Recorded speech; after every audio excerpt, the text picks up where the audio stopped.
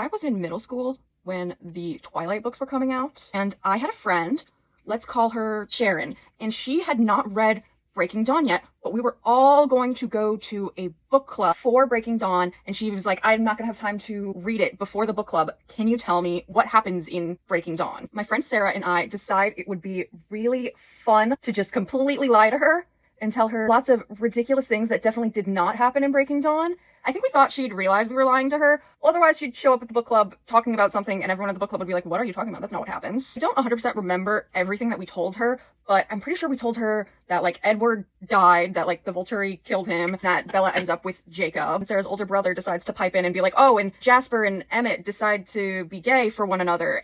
And it's like, oh my god, why are you throwing that in? Now she's gonna know that we're lying. But no, she doesn't even clock, like, that being a crazy detail. She's like, okay, yeah, sure, what? Yeah, that seems believable. So we're telling her all sorts of things that happen in Breaking Dawn, and I don't think, like, a single one of them is true. But she believed it all. At the time, I thought it was so ridiculous. I'm like, how are you believing us? How are you not realizing everything we're saying is fake? When we were doing this, I thought she would realize that we were lying. Like, I didn't really think that we were going to get all the way up to the day of the book club with her thinking that this was really what happened in Breaking Dawn. And we didn't. I think one of our other friends read Breaking Dawn and told her, no, that's not what happens. So it wasn't even her figuring out for herself that it wasn't what happened. It was someone else came and told her. The real kicker of this story is, in retrospect, I feel like I kind of understand why she believed all the things we were saying, even though at the time I'm like, how does she believe us?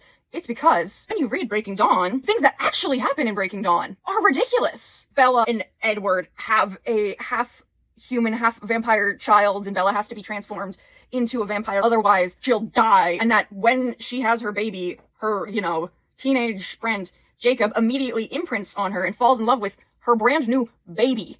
Like, that is insane. Is that more insane than the story my friend Sarah and I had come up with to tell Sharon? Honestly, yeah, the real plot of Breaking Dawn might have been more insane than the fake plot that my friend and I were telling her, which we should have known because we had both already read Breaking Dawn and knew what happened in it and should have known, wow, this book is ridiculous. And maybe we did know, maybe we did realize that, and maybe that's part of the reason why we thought we could get away with telling our friend Sharon, oh, this is what happens in Breaking Dawn.